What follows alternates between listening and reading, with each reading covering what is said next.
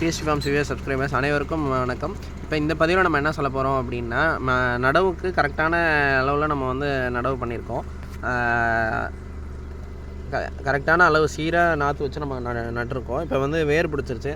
நடவு அன்னைக்கு கூட நமக்கு தெரியலாம், மணலமாக இருக்கலாம், நாற்று சாஞ்ச மாதிரி இருக்கும். ஆனால் அது வந்து வேர் பிடிச்சி தலை நிமிர்ந்ததுக்கப்புறம் பார்த்திங்கன்னா ஓரளவுக்கு அது தன்னைத்தானே நேர்படுத்திக்குதா இல்லை சேறு உரையிறதுனால நமக்கு அந்த மாதிரி தெரியுதாங்கிறது தெரியல. இப்போ பார்த்திங்கன்னா எல்லாமே நல்ல ஒரு நேர்பட்டத்துக்கு வந்துருச்சு. இன்னொன்று மறுநாளே நம்ம வந்து அந்த ஸ்வச்சிலாம் களைக்கொல்லி போட்டோம்ல, இப்போ அதெல்லாம் பார்த்திங்கன்னா அந்த கோரை எவ்வளோ பெரிய கோரையாக இருக்குது பாருங்கள். இதெல்லாம் வந்து நடுற அன்னைக்கே இருந்தது. இதெல்லாமே நல்லா மூட்டழுவி வந்துடுது.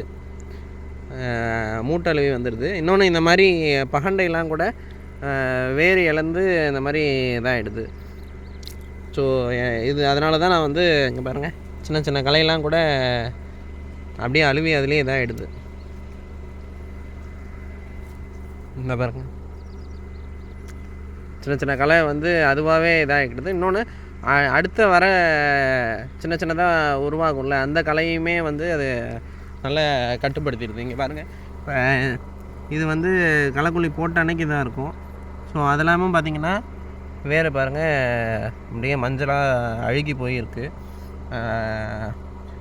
சிஸ்டமேட்டிக் பாய்சன்னு சொல்கிறாங்களே, அந்த மாதிரி ஃபுல்லாக வேர் நல்லா அழுகி போய் ஈஸியாக தான் இருக்குது. களை வந்து மெயின்டைன் பண்ணுறது ரொம்பவே சுலபமாக இருக்குது. பயிர் ஓரளவுக்கு சீராக நம்ம நாற்றை வச்சு நட்டுருக்கோம்.